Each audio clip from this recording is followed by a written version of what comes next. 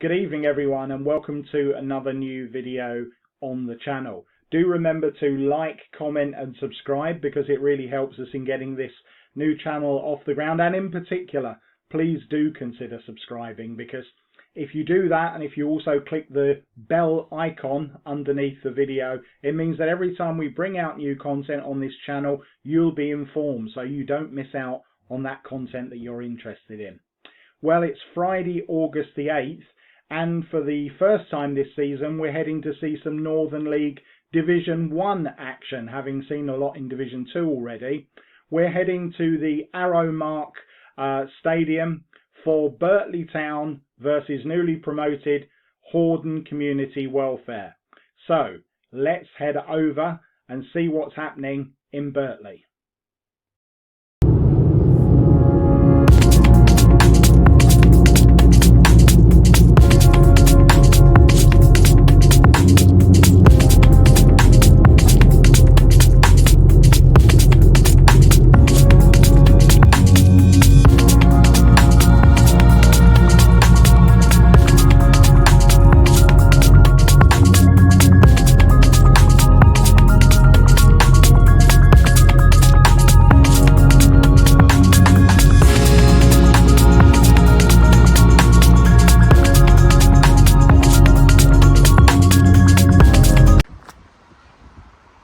So here we are in Birtley, and coming into this game, Horden Community Welfare of course were promoted as champions of the Northern League Division 2 last season, and they've made a bright start to life in Northern League Division 1 with 4 points so far from their 3 games, 1 win, 1 draw and 1 loss, and I'm sure that's the sort of form that they'll be more than happy with at this point in the season.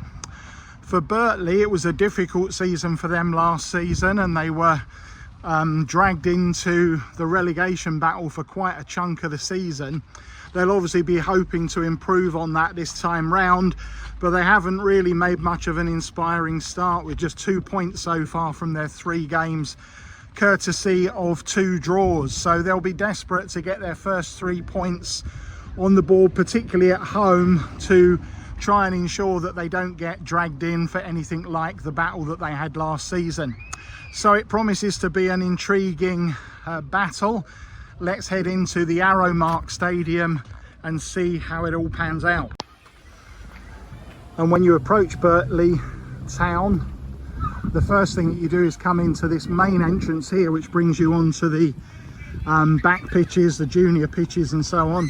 Again, it's quite a large complex, like a few of the clubs in the Northern League are blessed with a lot of land and other pitches, and Birtley Town are one of those clubs. You can see their branding just over there, and the main entrance is over in that corner, so we're going to walk round there.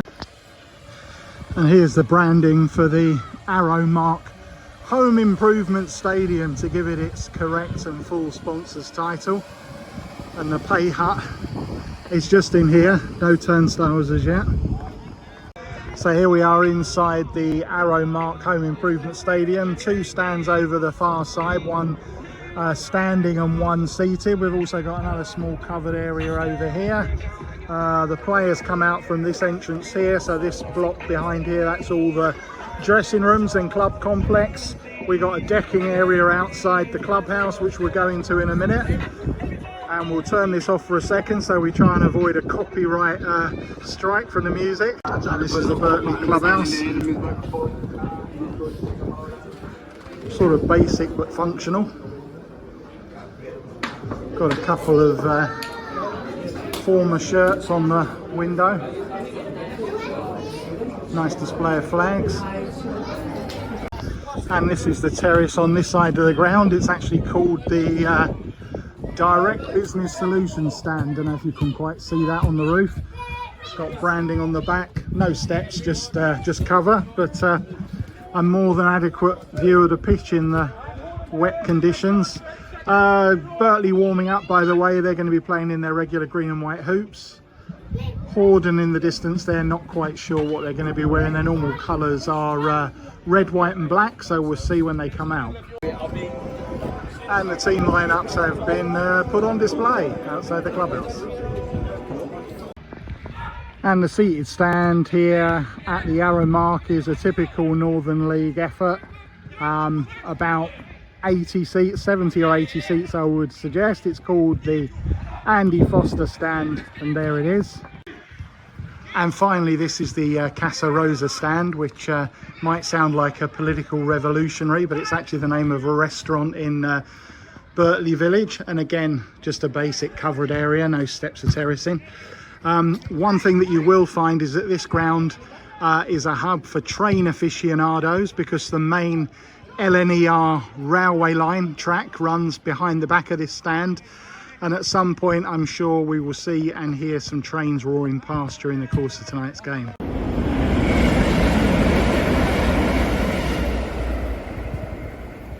What did I tell you? They might have been in their blue, but... And the teams are coming out for tonight's game at the Arrowmark, and surprisingly, Birtley not in their regular hoops. They're in an all-green kit. Not quite sure what the thinking is behind that. And as suspected, Horden are in their regular red and black colours.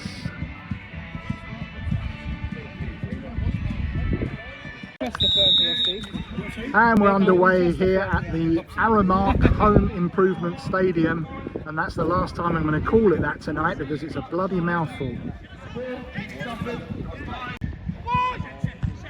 And an early goal, look at that, from the centre forward. A great header, although the marking, it could be said, could have been better, but a great header. And well, this game won't be ending goalless.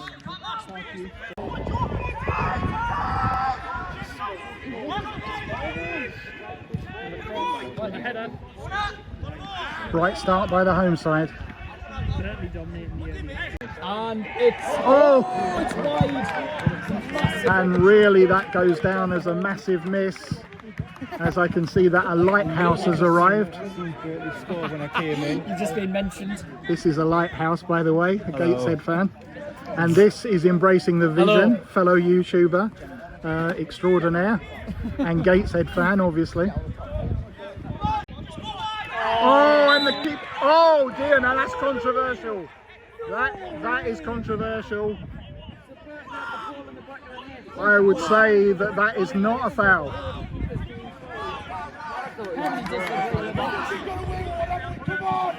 I think the keeper did not have full control of that ball, and that is an absolute let-off for Horden. And there it is. Well, I suppose you could call that poetic justice after the earlier incident, but it is 2-0 to Birtley.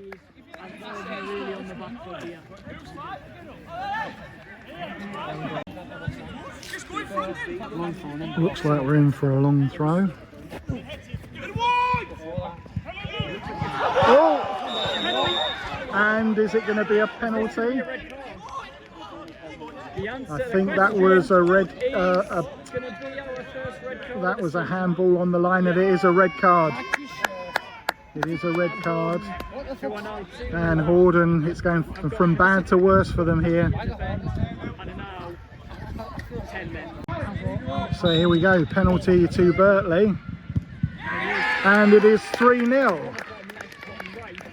This is a sort of vintage performance from Birtley so far, reminiscent of their form in the season after they came up from promotion from Division 2. Impressive stuff. Oh.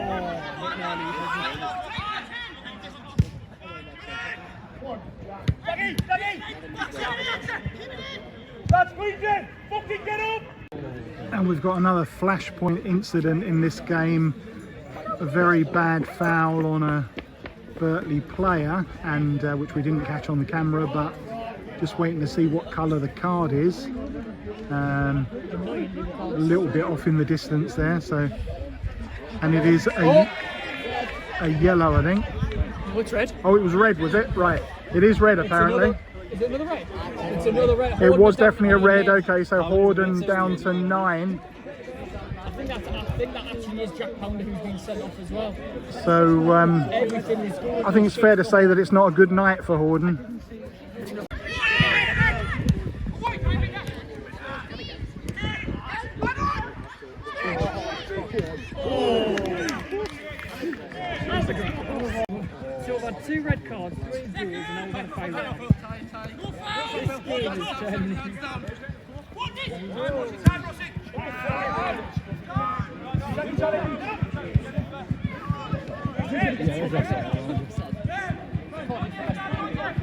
Imagine him just saying that to the ground.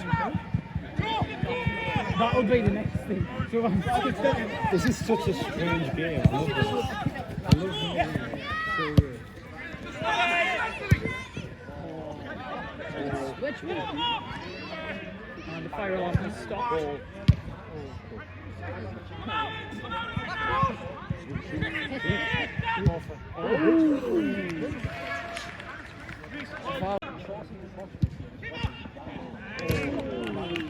Corner to the home side.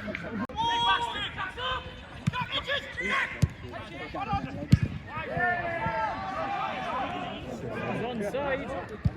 Oh. Food's gonna be Yeah, Oscar's there. Number 4 is coming to the...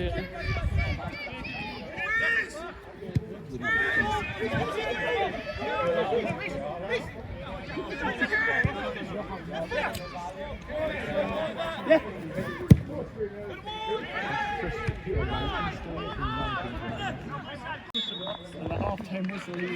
And the half-time whistle goes here in Birtley.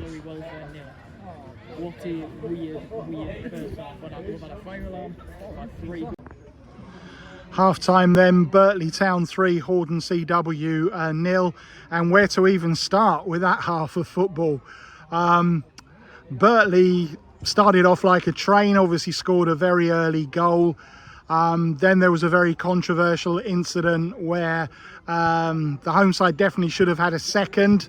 It was given as a foul on the keeper, but as you'll see back on the footage, he didn't have full control of the ball. They made up for that shortly afterwards by adding a second, and then of course we had the first of the 2 sending offs for handball, stopping a goal scoring opportunity on the line, which resulted in a red card and a penalty, which Birtley converted. And then not long after that we saw yet another sending off for a really bad challenge. So there's obviously no way back for Horden in this game, and it's all about damage limitation, and it can be quite difficult to play against 9 men because they obviously all get behind the ball and you've got to break them down. So the last 15-20 minutes weren't really that much of a spectacle.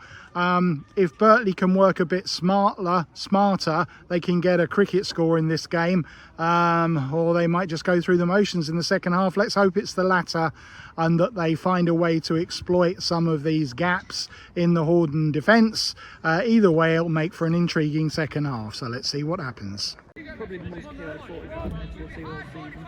Barely able to get us anywhere for the second half. And we're back underway in Birtley. What's going to happen in this 45?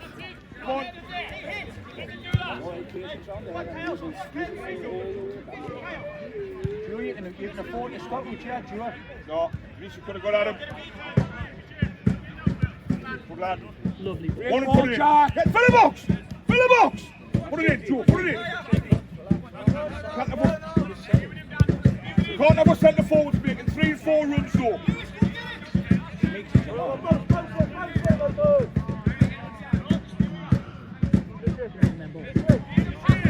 Hey, come out!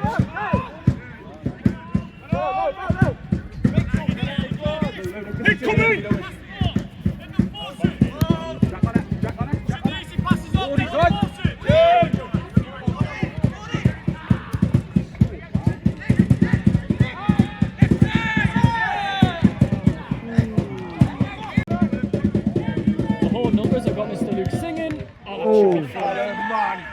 Straight at the keeper.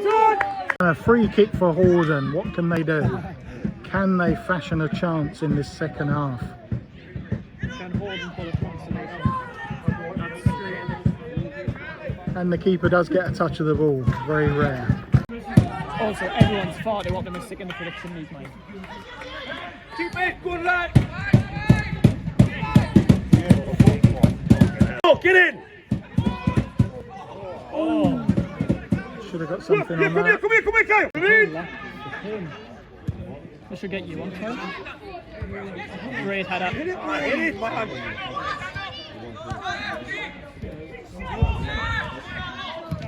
Corner. Oh! You're looking good.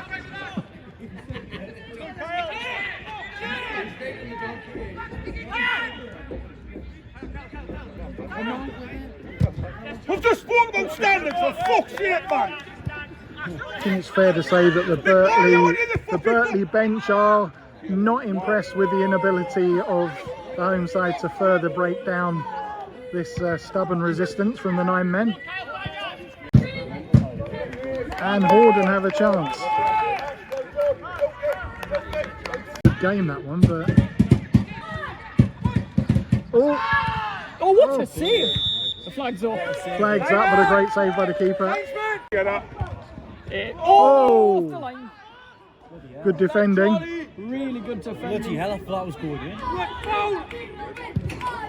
It was very, very, very nearly full. Lad, Jack, you right decision. There, I'm out! What you finish heavy. And Hezzy. Oh dear. Puts it wide. And that one has to go down as a bad miss, I'm afraid. And in a shock development, Horden have a corner.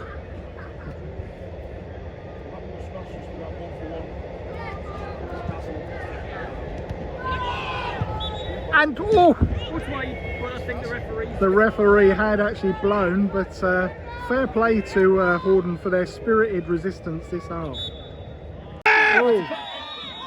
Oh, it's a penalty. A little bit of a softer one, that one, but probably just about. So a chance to make it 4 finally for Birtley.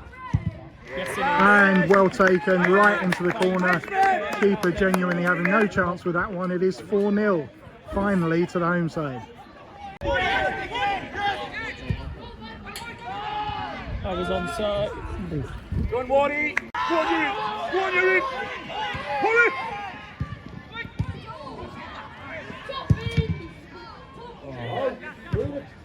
Come on, Lucy, put that in. I told you. No way you're going to actually get it. Get on in. Deliver. Oh my word. Can Birtley capitalise from a fantastic pass for 5 and make it a 5-star Fucking performance. clear the gun. This guy, Bishop, whoever he is, screaming on top of his voice.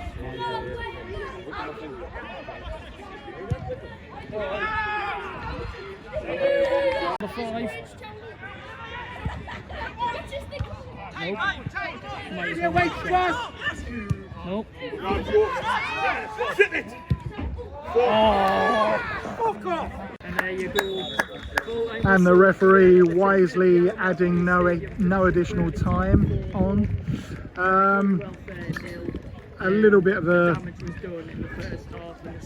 uneventful second half, really. All the damage was done in the first, and really both sides just going through the motions to a degree, but fair play to Horden for not caving in for what could have been a cricket score. But there we have it. So it finishes Birtley Town 4, Horden CW 0. And after all the drama of the first half, I think we were really not expecting any more fireworks in the second 45, as it was damage limitation from Horden's point of view, and Birtley really couldn't find the final touch on a lot of occasions as they tried to exploit the extra space that they inevitably had. I know the Birtley bench were actually pretty annoyed with their second half performance because they saw it understandably as an opportunity to significantly boost their goal difference, and the players didn't really deliver. They got into a lot of good positions and the final ball was bad too often. They did of course add a 4th from the penalty spot, but Horden deserve a lot of credit for continuing to battle with 9 men. Would have been very easy to throw in the towel in that situation, and for discipline to collapse completely and maybe even get another player sent off and risked the game being abandoned. So fair play to them. They actually even created a couple of half chances of their own with the 9 men in the second half. For them, obviously, there'll be better days ahead.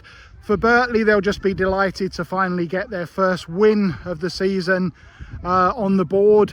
And now with 1 win and 2 draws and only 1 defeat, the start of the season doesn't look anywhere near as bad as it did before tonight. So that is it for us from Birtley, but tomorrow the fun starts for Redcar Athletic because we have our long-awaited debut in the Northern Premier League Division 1 East when we travel to Croft Park to take on Blythe Spartans in a massive North East derby. So join me on the channel then. Until then, catch you later.